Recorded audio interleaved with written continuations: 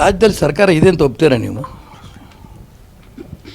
ಅಹಿಂದ ಅಂತ ಹೇಳ್ಕೊಂಡು 50 ವರ್ಷದಿಂದ ರಾಜ್ಯದಲ್ಲಿ ಕೇಂದ್ರದಲ್ಲಿ ಕಾಂಗ್ರೆಸ್ ಪಕ್ಷ ಅಧಿಕಾರಕ್ಕೆ ಬಂತು.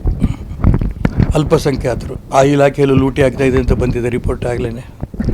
ಹಿಂದುಳಿದವರು ಮತ್ತು ಪರಿಶಿಷ್ಟ ಜಾತಿ ಪರಿಶಿಷ್ಟ ಪಂಗಡಿಗೆ ನೇರವಾಗಿ 187 ಕೋಟಿ. ಒಬ್ಬ ಪ್ರಾಮಾಣಿಕ ಅಧಿಕಾರಿ ಆತ್ಮಹತ್ಯೆಯನ್ನು ಮಾಡಿಕೊಂಡ. ಪ್ರಾರಂಭದಲ್ಲಿ ಏನೂ ಆಗಿಲ್ಲ ಅಂತಂದರು ಮುಖ್ಯಮಂತ್ರಿಗಳು, ಉಪಮುಖ್ಯಮಂತ್ರಿಗಳು. ಇದೆಲ್ಲ ಏನೇನೂ ಆಗಿಲ್ಲ, ನಾವು ಅದು ನೋಡ್ತೀವಿ ಇದು ನೋಡ್ತೀವಿ ಅಂತಂದ್ರೆ ಈಗ ಒಪ್ಕೊಂಡಿದ್ದಾರೆ. ಹೌದು, ಅವ್ಯವಹಾರಗಳಾಗಿದೆ, ನಾವು ಅವಲೇ ಬಡ್ಕೊಂಡು ಇದು CBI ಕೊಡ್ರಿ ಅಂತ. ಕೊಡಲಿಲ್ಲ. ಯಾವ ದುಡ್ಡು? ಅಹಿಂದ ಅಂತ ಅಂದ್ಕೊಂಡು ಹೇಳ್ಕೊಂಡು ಅಲ್ಪಸಂಖ್ಯಾತರು, ದಲಿತರು, ಹಿಂದುಳಿದವರು ಉದ್ಧಾರಕರು ನಾವು ಅಂತ ಹೇಳ್ಕೊಂಡು ಆ ಹಿಂದುಳಿದವ್ರಿಗೆ ದಲಿತರಿಗೆ ಮೋಸ ಮಾಡಿ ಮಾಡಿ ಮಾಡಿ ಇಷ್ಟು ವರ್ಷ ರಾಜ್ಯದಲ್ಲಿ ಕೇಂದ್ರದಲ್ಲಿ ಅಧಿಕಾರ ನಡೆಸಿದ್ರು. ಈಗ ಅಲ್ಪಸಂಖ್ಯಾತರು ಸ್ವಲ್ಪ ಅವ್ರ ಜೊತೆ ಹಂಗೂ ಹಿಂಗೂ ಉಸಿರಾಡ್ತಿದ್ದಾರೆ. ಪರಿಶಿಷ್ಟ ಜಾತಿ ಪರಿಶಿಷ್ಟ ವರ್ಗದ ಹಿಂದುಳಿದವರು ಲೂಟಿ ಮಾಡಿದ್ದು ನೇರವಾಗಿ ಕಾಂಗ್ರೆಸ್ ಇವತ್ತು ಬೆತ್ತಲಾಗಿ ಹೋಗಿದೆ. ಯಾವ ಕಾಂಗ್ರೆಸ್ ನಾಯಕರು ಕೂಡ ನಾವು ಲೂಟಿ ಆಗಿಲ್ಲ ಕಾಂಗ್ರೆಸ್ನಿಂದ ಅಂತ ಹೇಳಂಥ ಧೈರ್ಯ ಒಬ್ಬರಿಗೂ ಇಲ್ಲ. ಅವ್ರ ಮಂತ್ರಿನೇ ಜೈಲಿಗೆ ಹೋಗಿದ್ದಾನೆ. ಇದೇ ವಿಚಾರದಲ್ಲಿ ಮುಖ್ಯಮಂತ್ರಿಗಳು ಕೂಡ ಜೈಲಿಗೆ ಹೋಗ್ತಾರೆ.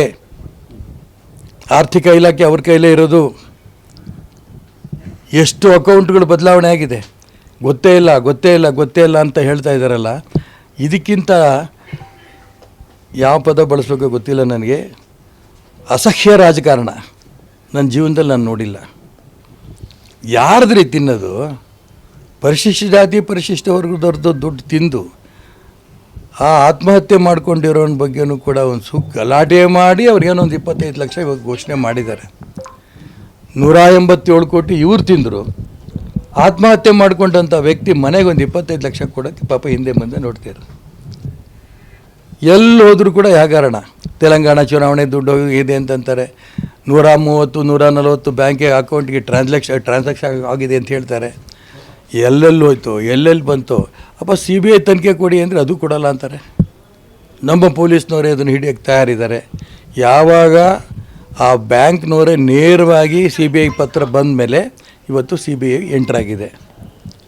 ಇದು ಪರಿಶಿಷ್ಟ ಜಾತಿ ಪರಿಶಿಷ್ಟ ವರ್ಗದವ್ರದ್ದು 2,000 ಕೋಟಿ ಅಪೆಕ್ಸ್ ಬ್ಯಾಂಕಿಂದ ಹಣ. ಯಾವ್ದು ಹೇಳೋಣ, ಯಾವ್ದು ಬಿಡೋಣ? ನೀವು ಎಷ್ಟು ಹೇಳ್ಕೊತೀರಿ? ಒಂದಲ್ಲ ಎರಡಲ್ಲ 10 ಹಗರಣಗಳು. ಯಾರೊಬ್ಬ ಬಡವ ಒಂದು ಸಣ್ಣ ಬೀಡ ಅಂಗಡಿ ಇಟ್ಕೋತೀರಿ, ನನಗೊಂದು 25,000 ಸಾಲ ಕೊಡಿ ಅಂತಂದರೆ ಏನು ಸೆಕ್ಯೂರಿಟಿ ಕೊಡ್ತೀರಿ ಅಂತ ಕೇಳ್ತಾರೆ. 2,000 ಕೋಟಿ ಕೊಟ್ಟಿದ್ದಾರಲ್ಲ, ಏನು ಸೆಕ್ಯೂರಿಟಿ ತೊಗೊಂಡಿದ್ದಾರೆ? ಯಾರೇ ತುಂಬ ಸ್ಪಷ್ಟವಾಗಿ ಹೊರಗೆ ಬಂದಿದೆ. ಯಾವ ಸೆಕ್ಯೂರಿಟಿ ಇಲ್ದೇ 2,000 ಕೋಟಿ ಸಾಲ ಕೊಟ್ಟಿದ್ದೀವಿ ಅಂತ. ಅದೊಂದು ದೊಡ್ಡ ಹಗರಣ. ಮುಖ್ಯಮಂತ್ರಿಗಳಲ್ಲಿ ಏನು ಆಗೇ ಇಲ್ಲ ಅನ್ನಂಗಿದ್ದಾರೆ. ಅವರಲ್ಲಿ ಗೊತ್ತೇ ಇಲ್ಲ ತಮಗೆ ಅನ್ನೋ ಥರದಲ್ಲಿದ್ದಾರೆ. ಮೂಢ ಹಗರಣ ಬಂದೆ. ಅದೇ ನಾನು ಅದಕ್ಕೆ ಹೇಳ್ತೀನಲ್ಲ, ಸಾಕ್ಷಿಗಳು ಬೇಗ ಸಿಕ್ಕೇ ಬಿಡುತ್ತೆ ಅನ್ನೋದು ಒಂದೇ ಕಾರಣಕ್ಕೆ ಇವರು CBI ಕೊಡ್ತಿಲ್ಲ. ಯಾರು ಒರಿಜಿನಲ್ ಡಾಕ್ಯುಮೆಂಟ್ ಇಟ್ಕೊಂಡಿದ್ದಾರೋ ಆ ಭೂಮಿನ ಯಾರು ಖರೀದಿ ಮಾಡಬೇಕಾದ್ರೆ ಜಿಲ್ಲಾಧಿಕಾರಿಗಳ ಒಪ್ಪಿಗೆ ತಗೊಂಡಿಲ್ಲ. ಬೆಲೆ ಬಾಳುವ 14 ಸೈಟ್ಗಳನ್ನು ಮುಖ್ಯಮಂತ್ರಿಗಳು ತೊಗೊಂಡ್ರು. ಇಲ್ಲ ಅಂದಿಲ್ಲ. ಚುನಾವಣೆ ಸ್ಪರ್ಧೆ ಮಾಡಬೇಕಾದ್ರೆ ಅವರ ಆಸ್ತಿ ಘೋಷಣೆ ಮಾಡಬೇಕಲ್ಲ, 8.5 ಕೋಟಿ ಘೋಷಣೆ ಮಾಡಿದ್ದಾರೆ. ಮೊನ್ನೆ ಗಲಾಟೆ ಆದಮೇಲೆ ನಂಗೆ 60 ಕೋಟಿ ಕೊಟ್ಬಿಡ್ರಪ್ಪ, ನಾನು ಬಿಟ್ಬಿಡ್ತೀನಿ. ಆ 8.5 ಕೋಟಿ ಏನು, ಈ 60 ಕೋಟಿ ಏನು ವ್ಯತ್ಯಾಸ ಅಲ್ಲೇ ನೇರ ಕಾಣ್ತಾ ಇದೆ. ಲೂಟಿ ಹೊಡೆದಿರೋದು. ಒಬ್ಬ ಮುಖ್ಯಮಂತ್ರಿ ನಾನು ಸತ್ಯ ಹರಿಶ್ಚಂದ್ರ ಬಿಟ್ಟರೆ ನಾನೇ ಅನ್ನೋ ಥರದಲ್ಲಿ ಇಷ್ಟು ವರ್ಷ ಆಡಳಿತ ನಡೆಸ್ಕೊಂಡ್ಬಂದರು. ಯಾರಿಗೂ ಗೊತ್ತಿಲ್ದಂಗೆ ಯಾರಿಗೂ ಗೊತ್ತಿಲ್ಲ ನಡೀತಾ ಇತ್ತು. ನೇರವಾಗಿ ಹೇಳಿದ್ನೆಲ್ಲ ನೇರವಾಗಿ ಬಹಿರಂಗವಾಗಿ ಬೆತ್ತಲಾಗಿದೆ ಕಾಂಗ್ರೆಸ್ ಸರ್ಕಾರ. ಇತ್ಲಾಗಿ ಮುಖ್ಯಮಂತ್ರಿಗಳೇ ನೇರವಾಗಿ ಆಗಿರೋದ್ರಿಂದ ಇಲ್ಲಪ್ಪ ಇನ್ನು ನಾವು ತಿಂದಿದ್ದಷ್ಟೇ ಅಲ್ಲ, ನಾವು ತಿಂದೇ ಇಲ್ಲ. ನೀವು 22 ಕಡೆ ಹಗರಣದಲ್ಲಿ ಸಿಕ್ಕಿದ್ದೀರಿ. BJPಯವರು ಪಟ್ಟಿ ಕೊಟ್ಟರು. ಫೈನ್, ನಾನು ವೆಲ್ಕಮ್ ಮಾಡ್ತೀನಿ.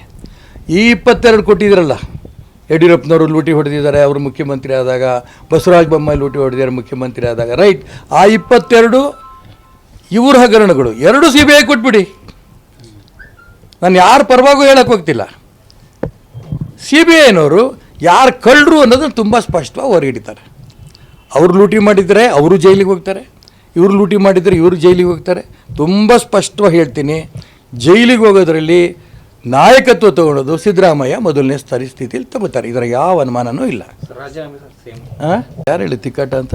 ಅಂದರೆ ಇವರು ಒಂದು ಸ್ಟೇಟ್ಮೆಂಟ್ ಕೊಡೋದು, ಅವರು ಒಂದು ಯಾರು ಸ್ಟೇಟ್ಮೆಂಟ್ ಕೊಟ್ಟರೆ ತಿಕ್ಕಾಟ ಏನು? ನಿಮ್ಮ ಮದುವೆ ಆಗಿದ್ದಿರ್ತಾನೆ, ಮನೆ ಹೋಗ್ತಿದ್ದಂಗೆ ನಿಮ್ಮ ಹೆಂಡತಿ ಅನೇಕ ಪ್ರಶ್ನೆ ಕೇಳಲ್ಲೇನು? ನೀವು ಗಂಡ ಹೆಂಡತಿ ತಿಕ್ಕಾಟ ಅಂತ ಒಪ್ಕೋತೀರಾ? ನಾನಂತೂ ಒಪ್ಕೊಳಲ್ಲ. ನೀವು ಚೆನ್ನಾಗಿದ್ದೀರಿ ಅಂತ ಸಂತೋಷ ನನಗೆ. ಬಿ ಜೆ ಪಿ ಒಂದು ಪೊಲಿಟಿಕಲ್ ಪಾರ್ಟಿಯಾಗಿ ಕೆಲಸ ಮಾಡ್ತಾಯಿದೆ. ರಾಷ್ಟ್ರೀಯ ಸ್ವಯಂ ಸೇವಕ ಸಂಘ ನಮ್ಮ ಮಾತೃ ಸಂಸ್ಥೆ, ಅವರು ಅನೇಕ ವಿಚಾರಗಳನ್ನ ಹಿಂಗೆ ಮಾಡಿ ಅಂತ ನಮ್ಮ ಡೈರೆಕ್ಷನ್ ಕೊಡ್ತಾರೆ. ಅದನ್ನು ಡೈರೆಕ್ಷನ್ ತೊಗೊಳೋದು ಬಿಡೋದು ನಮ್ಮದು.